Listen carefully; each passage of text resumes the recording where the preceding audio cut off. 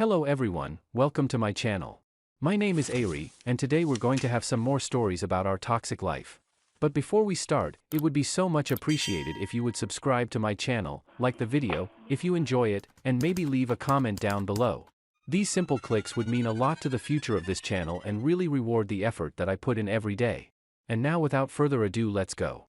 In this story, a husband notices a change in his wife's behavior, who worked at a stable. She started coming home late and acting distant. He became suspicious when she showered before coming home and her GPS location was turned off. When he confronted her, she eventually admitted to lying about helping a friend and called the friend to cover for her. However, the friend revealed the truth, leading to a heated argument and a call to the police. The wife was arrested for assaulting the husband. Later, it was revealed that the wife had been involved with a much younger stable hand and was sneaking into his parents' house. The husband filed for divorce, and the story serves as a cautionary tale about the consequences of living a double life and infidelity. Now let's get into the story. My wife, 30, worked at a stable a few minutes away from where we lived. She would always come home dirty and smelly and immediately get in the shower. I, 38, knew that after her shower, she'd usually come on to me. I loved the routine we had. I worked from home but occasionally had to go into the office. My wife started staying late at the stable, claiming that the pregnant horse needed a little extra care before she came home. I didn't mind, but she started staying 2 hours late every night. It was a lot. We only had about 5 hours together each evening. Minus those 2 hours I was missing my wife. On top of that, when she came home and showered, she acted distant and indifferent toward me. I thought maybe she was tired, but her feelings toward me shouldn't have changed. I tried to ask her about it, but she said what I thought she'd say, that she was tired. When it got to the point we hadn't had sex in a month, I knew something was wrong. Then she came home already showered. I asked her about it and she said she helped her friend move some stuff in her house, so she let her shower. That was out of character because she always told me where she was going. I checked our family GPS app on my phone and hers was turned off now, so she didn't want me to see where she showered. Tonight I decided I'm a different tactic. I started coming on to her, saying it had been a long time since we touched and I missed her. She literally pushed me away and said she wasn't in the mood. I asked her how that was possible if we usually did it 3 times a week but hadn't done it in a month.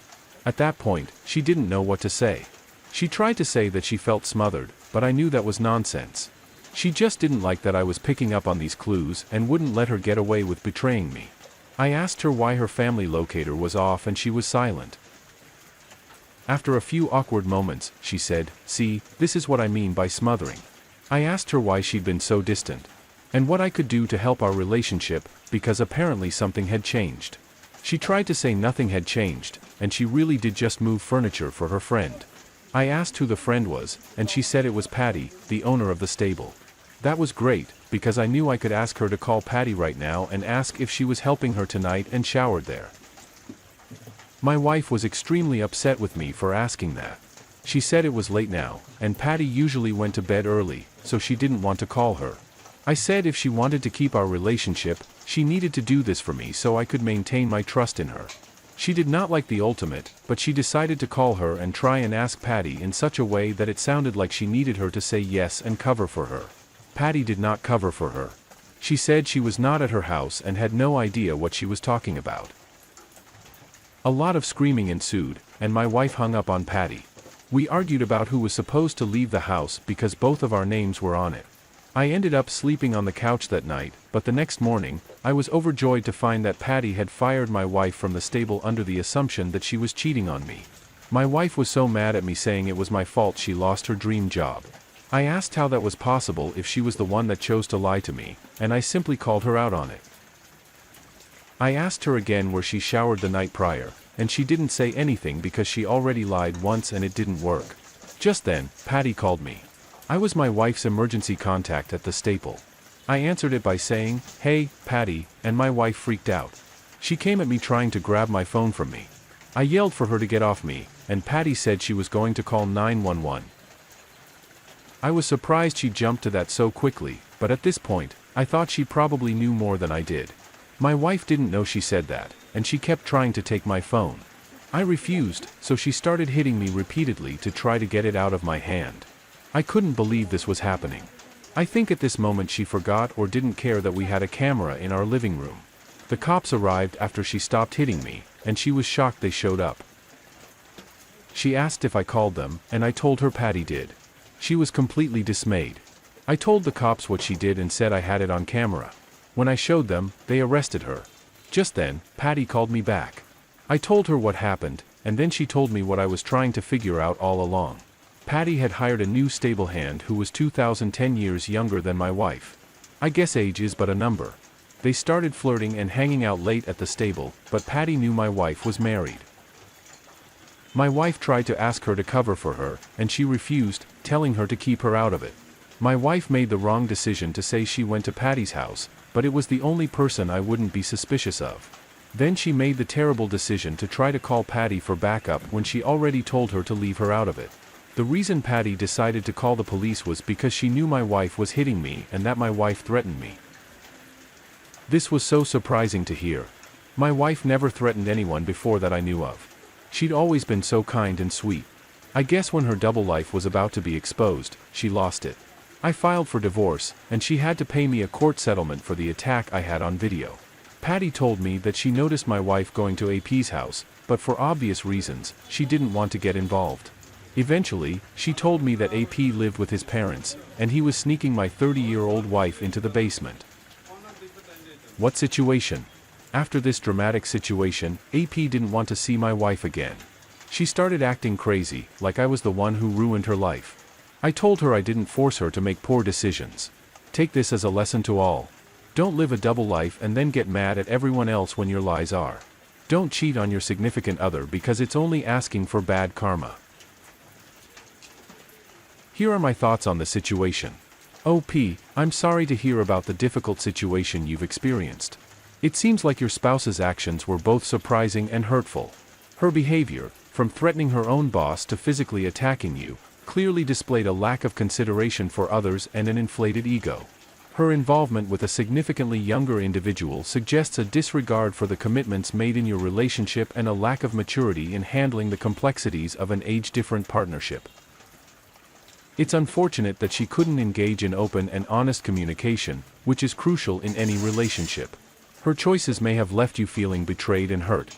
Winning the legal battle and emerging from this challenging period on a positive note is indeed an achievement, and I hope that you find better days ahead.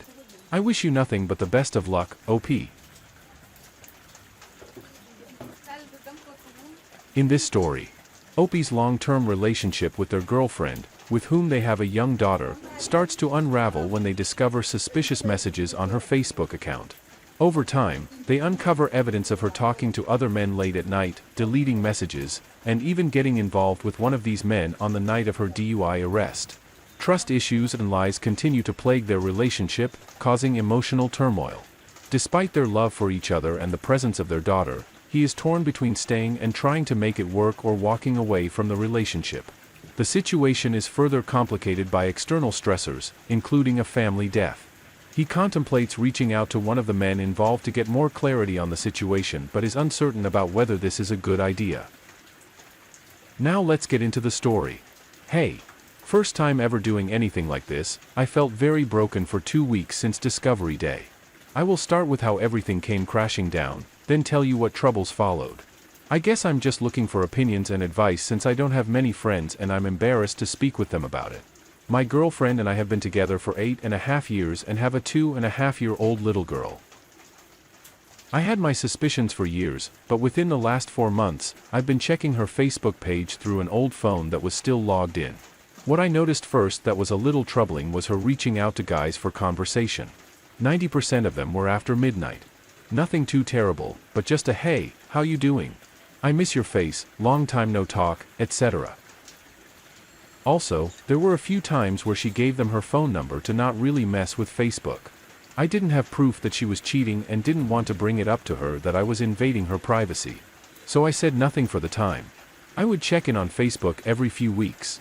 Periodically, I started to notice deleted messages. They would pop up as a notification, but when you go to pull it up, they were deleted. We met while partying way back when we were younger. I slowed down as I had gotten a decent job that required me to work more hours. She had not slowed down much and was going to the bar every weekend.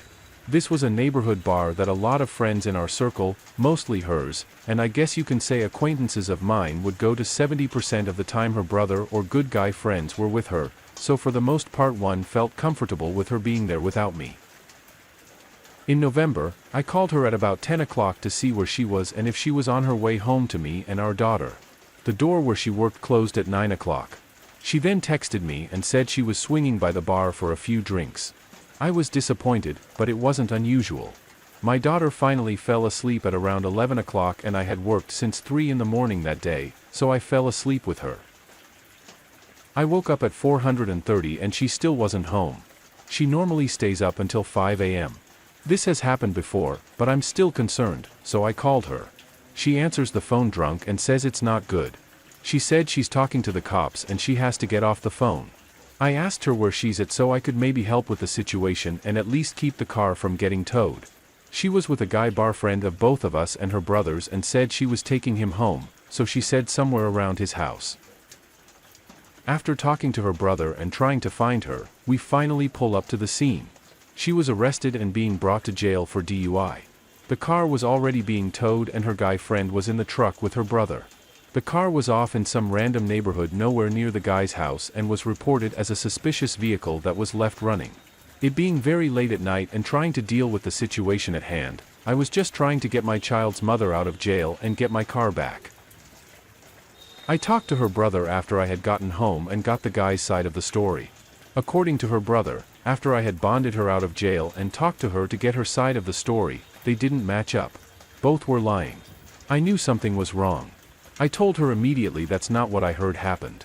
Then she just chalked it up to I don't remember, I was drunk. I brought her home and she stayed at the house with our daughter while I went to get the car out of impound with her brother. On the ride there, I told him that the two stories don't match up and he had his suspicions but didn't want to jump to conclusions. Go get the car, and when I opened the door, I found her panty sitting there on the seat. My heart sank to the floor. I showed her brother and he still had suspicions and said he was going to figure it out from the other guy. After I brought the car home, I went into the laundry basket to see if she came home with any panties and she didn't. I brought her outside and asked her about it. She had just recently stayed the night at her dad's and said that the cops went through her bag of clothes. I didn't believe her but had no proof. She acted disgusted that I even asked and said that she never cheated on me right to my face, looking me in the eyes. I apologized and said it didn't look good, so that's why I asked. A few months later, it's January and a day before my birthday, I had my best friend and his brother come by for a few drinks. I had a little too much and passed out, but I noticed my best friend's brother eyeing up my girlfriend. I wake up feeling a little suspicious, but I took my girlfriend to work because she can't drive right now. I look into her old phone and the Facebook page after I drop her off. My best friend's brother was trying to hit on her through Facebook after I fell asleep for the whole night. She didn't really flirt back, but she also didn't give the response that I would have liked. Then I noticed two other guys whose messages were deleted. She sets both of them up on ghost mode where the messages would delete automatically. They were messaging up to 5:30 in the morning and were long conversations. One of the guys was the guy when she got arrested that night. The other guy was the guy that she had been deleting the messages from for a few months even before the DUI. I told her I saw the messages between all three guys over texts. She confessed about my friend's brother but acted confused and didn't know what I was talking about with the other two. I just texted her back and said okay. And then she phoned hole saying I don't know what you read, but I'm sorry and I love you and don't want to break up our family. I asked her to confess because I still had no solid proof and the messages were deleted. I didn't let her know that though. See? Messages, the DUI, and I messaged back everything she says you would have to ask. I don't know what you mean. I told her how can I believe you if you can't even confess what you did? I already know I have the messages. She said it was mostly just words and it was just dumb shit. I said what words and to who? And what happened with the DUI? I told her I will see her when I pick her up from work. We get home and go back to talking about it. I kept telling her I saw the messages and need her to confess. She admitted to sleeping with him that night of the DUI.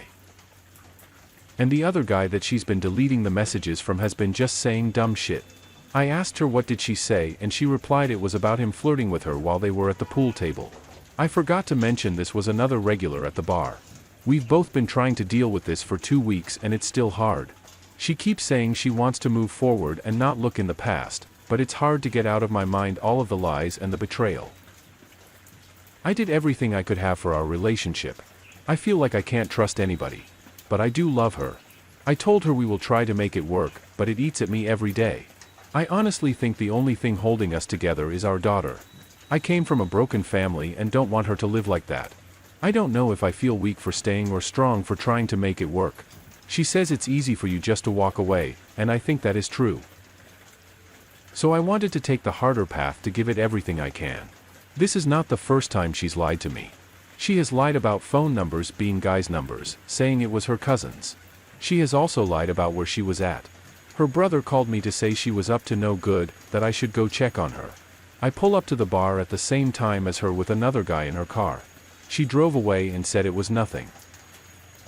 But her actions didn't tell me that those 2 incidents were before our daughter. And I thought that would have brought a new chapter to our world. I guess not. But I still feel like it wouldn't have happened to me. I'm lost. Please help. Oh, by the way, we have a lot going on in our lives right now, including a family death. But my curiosity is running. I want to reach out to the guy and find out exactly what was going on. Is that a bad idea?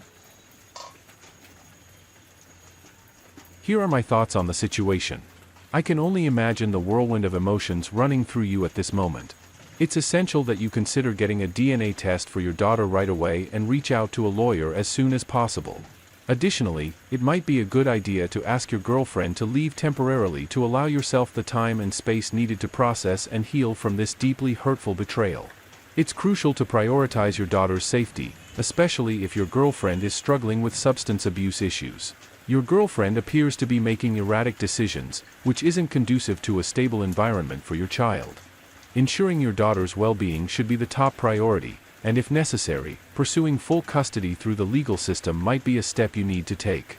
Ensuring your daughter's well-being should be the top priority, and if necessary, pursuing full custody through the legal system might be a step you need to take.